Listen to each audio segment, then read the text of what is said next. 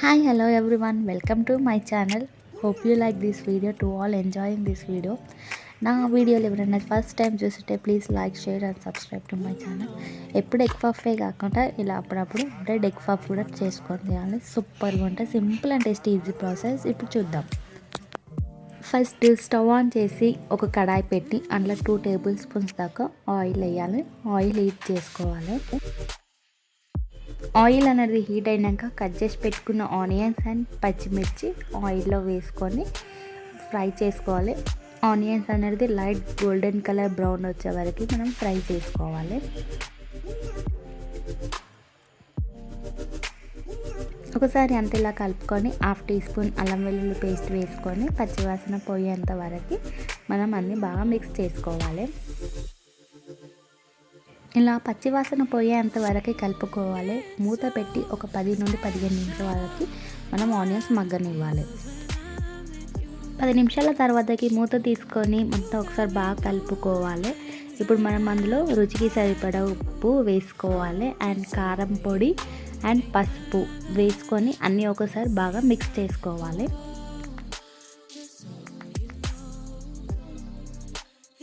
ఇలా అన్నీ బాగా మిక్స్ చేసుకున్నాక ఆయిల్ అనేది సపరేట్ అయ్యే వరకు మనం కుక్ చేసుకోవాలి.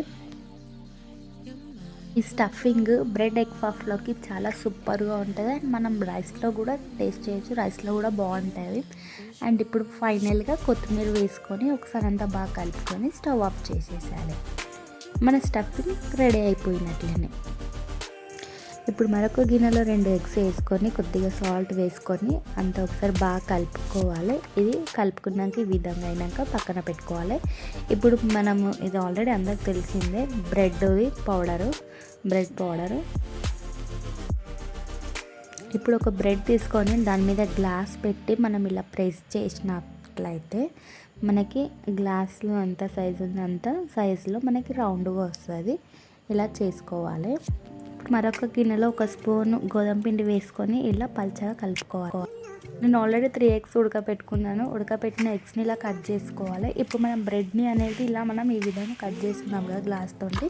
మనం ముందుగా ప్రిపేర్ చేసి పెట్టుకున్న స్టఫింగ్ని అందులో అంటే బ్రెడ్ మధ్యలో పెట్టి ప్రెస్ చేసి దాని మీద మనం ఎగ్ పెట్టి ఒకసారి ప్రెస్ చేయాలి.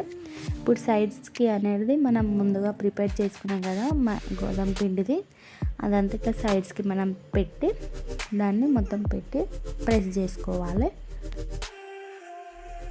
ఈ విధంగా చేసుకోవాలి. ఇక్కడ వీడియో క్లిప్లో చూపిస్తున్నట్లు ఇది ఎంత బాగుంటుంది అంటే చాలా ఈజీ ప్రాసెస్ అండ్ సింపుల్గా రెసిపీ. ఈవినింగ్ టైంలో పిల్లలకి ఎప్పుడైనా స్నాక్స్ కావాలంటే ఎప్పుడు ఒకేటి స్నాక్స్ కాకుండా ఇలా ఒకసారి ట్రై చేయండి, చాలా బాగుంటుంది. ఇక్కడ చూడండి ఈ విధంగా చేసుకోవాలి.